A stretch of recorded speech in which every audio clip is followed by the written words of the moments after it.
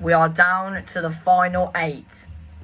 Yes guys, welcome back to another video on the European Football All-Time channel. And today, welcome to my World Cup quarter-final predictions. It is nearly a week until the World Cup is over. I mean, I can't believe how quickly it's gone, but it's just mental. But yeah, we're into the quarter-finals. 8 teams left. Some very good games to look forward to as well. So make sure to smash your like, subscribe, and let's get into the video. Okay, and the first game of the World Cup quarter-finals is from the Gillette Stadium in Boston, where it is France taking on Morocco, a repeat of the 2022 semi-final. Now, what a game to kickstart the quarter-finals, by the way. Two very good teams going at it, two attacking teams going head-to-head.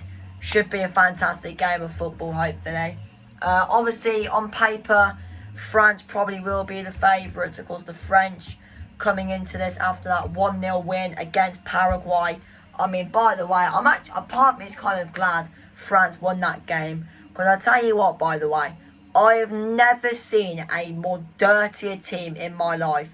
Paraguay are the most dirtiest team I've ever seen. If there's any Paraguay fans watching this, well, your team are very, very dirty, is all I'm going to say. But France obviously prevailed in the end. And of course it had to be Mbappe, didn't it? I mean, it is a joke, isn't it? This guy is just an absolute joke. I mean, France overall are just an absolute joke. They're on fire. I mean, imagine you're a starting defender and you have to stop Kylian Mbappe, Michael Olise, Dembele, or Barkley or Doué, depending who's starting. But honestly, if I was a defender trying to stop that, honestly, I'd try. I don't even know what I'd do, to be honest. I maybe try just, pull up it or just fake an injury in the warm up or something. Honestly, imagine facing that attack. Genuinely, but I mean, in fairness to France, also they got the job done. It was difficult. Paraguay did defend well, but the French got there in the end. I mean, Morocco, they got the job done as well. 3-0 against Canada. Bit of a poor first half, to be honest, from Morocco. But I think they grew into it in the second half. And I think after they got that first goal through Ouani, after they got that first goal, I think they were fine, really, for the rest of the game. But, I mean, to be honest, 2022, obviously, it was difficult for Morocco against that France team, who obviously, I mean, this France team's good, but so was the France team from the last World Cup. But I feel like Morocco, I think they've got a change. They definitely have improved massively since the 2022 World Cup. They've definitely got a better team now. They've got players like Saibari, who's having a good tournament. Bouhaddi in midfield, El Ayouni. They've got Brahim Diaz. They've got El Khanous. They have got players, Morocco, that can hurt the French. But France are just an absolute joke, aren't they? I don't think they conceded a goal yet at the World Cup. I don't think they. I tell you, I think they have actually. Have they conceded a goal? I think they have. I'm not too sure. I think they have. I'm not too sure. But it will be a tight one. Morocco obviously have got to be, solid defensively. They've got to try and keep the likes of Mbappe and co quiet. But going forward as well, I think they can cause some problems to the French defence. Saibari, I think, could give the French defenders a few headaches. Maybe, Brahim Diaz, El Khanous as well. Bouhaddi in midfield, I think, will be a key player for Morocco tonight. But overall, I think France will just win this one. It's going to be a tight game. I think it will be decided in 90 minutes. So I'm going to go with a scoreline of France 2, Morocco 1. Okay, the next game is from the SoFi Stadium in Los Angeles as Spain take on Belgium. Now, Spain winning 1-0 against Portugal. Mikel Merino off the bench, scoring late on to KO Portugal and to knock out Ronaldo as well. I mean, it wasn't a great game, in all honesty, that Portugal-Spain game.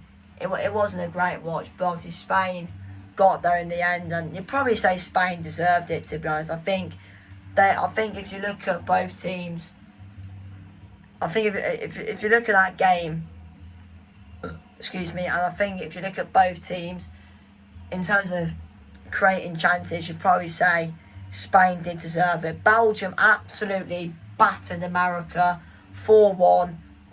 Belgium were too good for America. I was quite surprised really on how bad America were in that game, but Belgium, it was a bit easy for them, you know.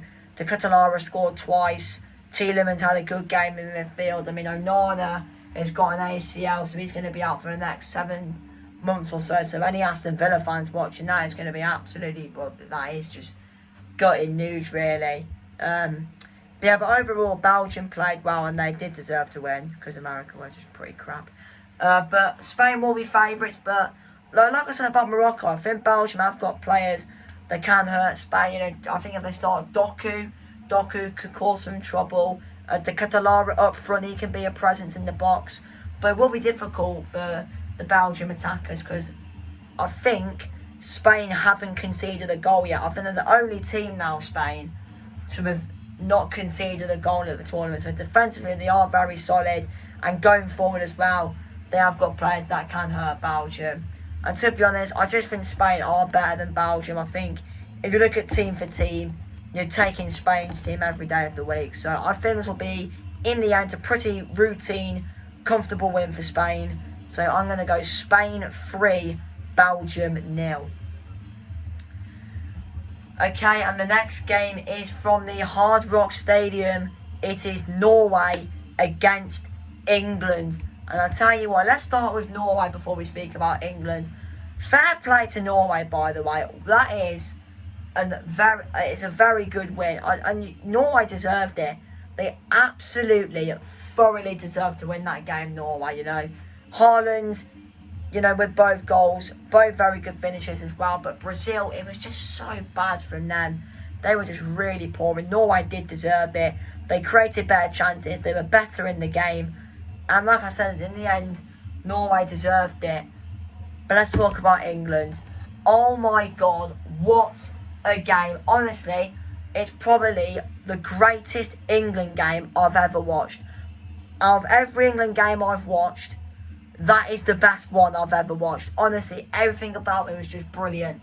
Winning at the Azteca, early hours, like 4 a.m. Monday morning, well, like 3 a.m. Monday morning, celebrating goals, 2 from Bellingham, 1 from Kane.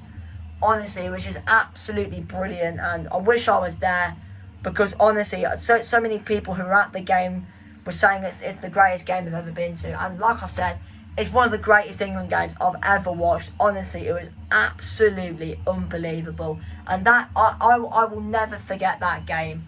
It'll always be up here in my head. It'll always be here. That Mexico versus England, 6th of July, 2026. Generally, unbelievable stuff. But we actually deserved to win that game. We really did. Don't get me wrong. Mexico probably, Mexico had a lot more of the ball, but it was a really good performance from England. I've seen so many people saying, "Oh, Mexico were the better team. Oh, they deserve to win." Did you watch that game? England were the better team in that game. You know, we defended well. We frustrated Mexico, and we took our chances. So, but honestly, Jude Bellingham. I mean, what more can we say about Jude Bellingham? He is an absolute. I mean, I don't know. Well, what can you say about Jude Bellingham? He's incredible. He's absolutely incredible. Without him and Harry Kane, England would probably be out by now. Them two have carried this team at this World Cup. They've carried so bad. But I tell you what, fair play to every England player that played on Monday. Because everyone put in an effort, everyone stepped up, and everyone did their job well. Jed Spence, when he came on, considering he's got a bit of backlash from England fans, I thought he did well when he came on. I mean, to be fair, they are just showing a video now on Sky of the dressing room at full time when John Stones did this.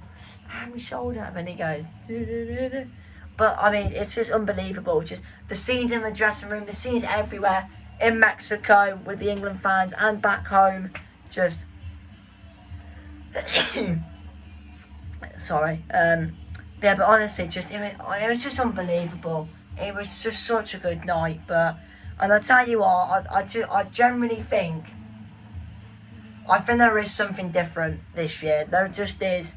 I mean, you know, I felt something after that England game. Even though I wasn't there, you kind of felt that connection with the fans and the players. You felt that connection with the fans and the players. And like I said, there is just something that feels different this year. Something does feel different. And so I do have that bit of hope that we will bring it home. I generally do. That I just had that little bit of faith. I have that little bit of hope that we can do it. Because the way things are going at the moment, it is looking quite good at the moment. But I mean, Saturday, it won't be easy. Norway are a good team. And there is one man we have got to stop. Erling Haaland. How do we stop him? I know. You start Dan Burn. Honestly, every time Newcastle Man City, Dan Burn has Haaland in his pocket. I mean, well, I don't do it. Do you start Dan Burn? Do you take the risk and start Dan Burn? Who knows, man? Who knows, man? But yeah, but generally, I do think, really, I mean, we've got to stop Haaland somehow. We've got to stop him somehow. But there is a way to stop him. You know, if you do... hold on. What's this breaking news on Sky? England defender Jarrell Quansah banned for 2 games? What? That's literally just happened right now. Jarrell Quansah banned for 2 games? So that means he's not available until the final.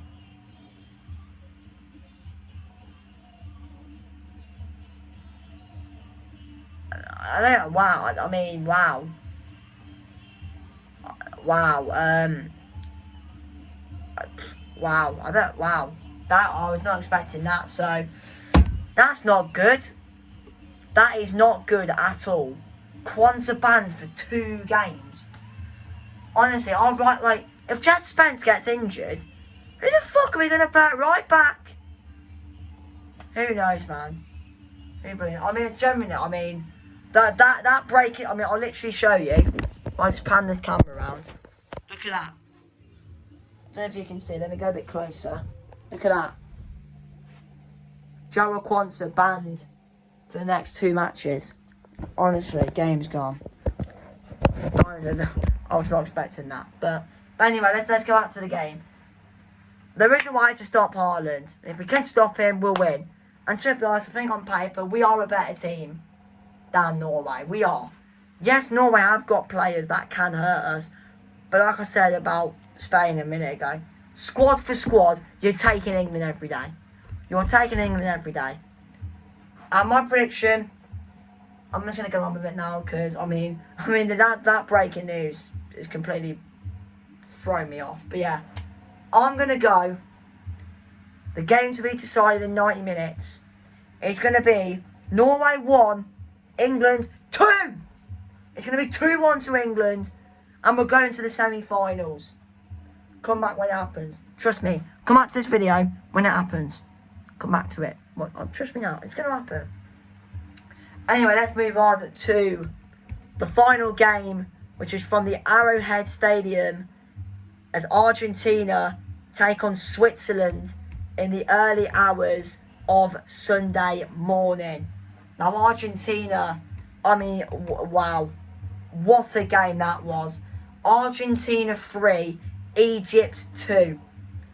Egypt so close to knocking out the world champions. But Argentina are world champions for a reason. They are world champions for a reason. They find a way. And they did. I mean, there is a lot of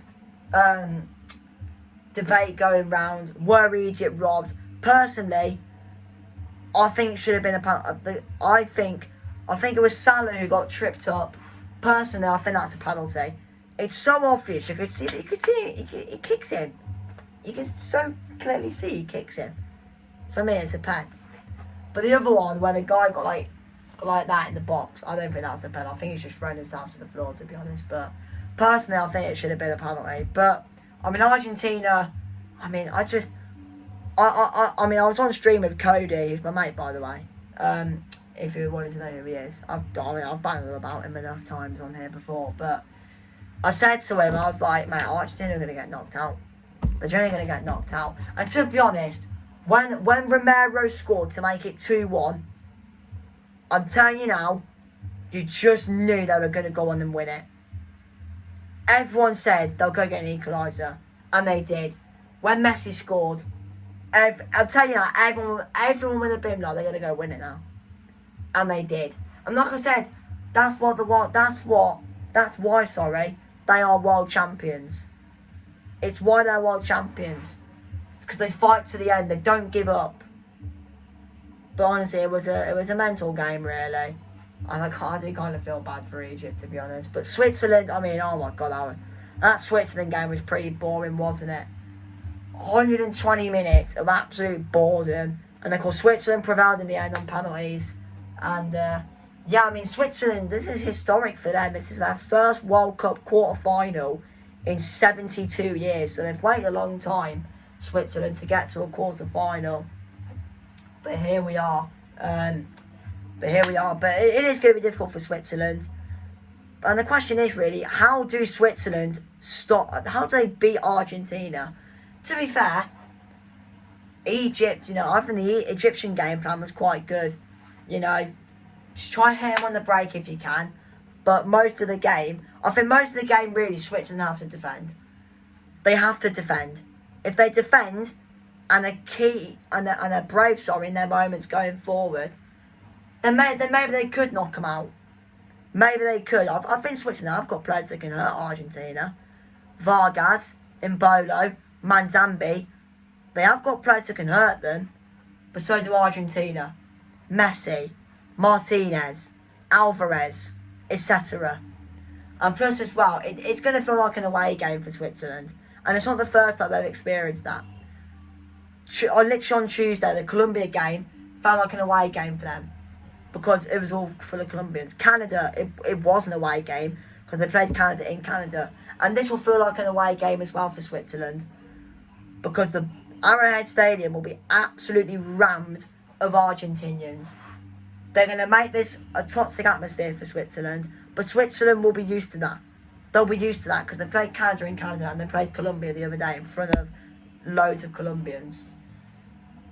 But to be honest, I'm not going to lie, part of me does want Switzerland to win.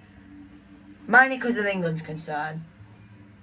But Argentina are too good. They're too good. And knowing them, they'll probably buy their way to the semis. They might buy their way to the whole thing. But yeah, I'm going to go 3-1 Argentina. I think Messi will get another one, I think Argentina will win. And there you go. So that means my predictions for the semi-finals is France, Spain and England, Argentina. 2 cracking games, by the way, if it does happen. But yeah, let me know your predictions down in the comments. And I'll see you in the next one. Bosh.